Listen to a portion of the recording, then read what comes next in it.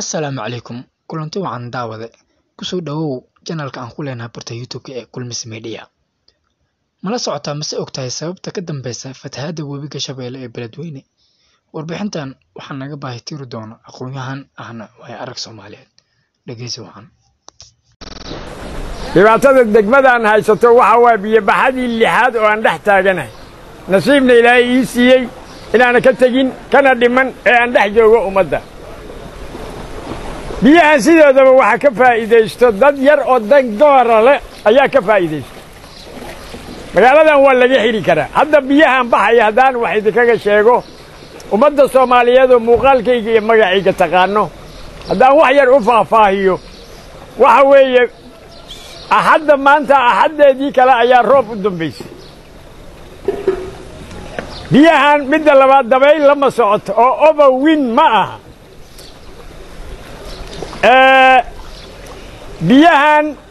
buuraha magaalada dhinacyadeeda bariga jiro ama galbeedkeeda jiro biyo ay soo rogeenna ma aha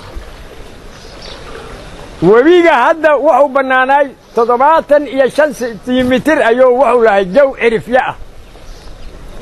waxa jira meelo laga xiray markii ugu horeysay biyo baxadii Abriil baxsatay 98 kadib meelo laga xiray ay magaalada biyaheeda ka fataayeen dad dana gaara leh ayaa biyahaas magaalada ku furay ma garanayo danta ay ka leeyihiin afarta xaafadood afar position laga xiray oo low shallow level ahayd waana la gooyay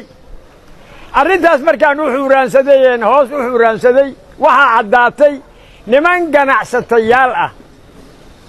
niman ganacsata ah oo deeqaha ummadaas la siiyo ka faa'iideysato inay biyahaas ciyaal u direen masaakiin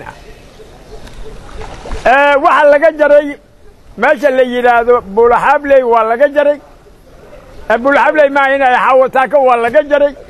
agaraariyo beerta liya bundaweyn waa laga jaray kabxanka abagada waa laga jaray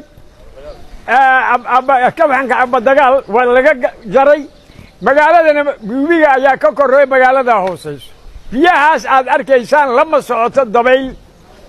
lamana socdo roob da'ayo waa dad dan gaara leh ee doonaya inay ku dawarsadaan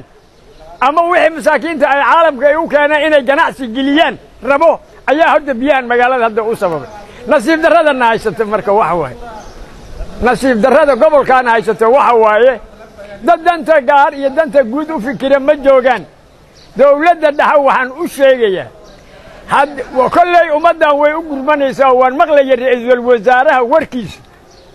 wasaaraha warkiisa waan maqlay wasiirada uu magacaabayna waan maqlay inaysan la tashan maamul meeshan joogo oday meeshan joogo iyo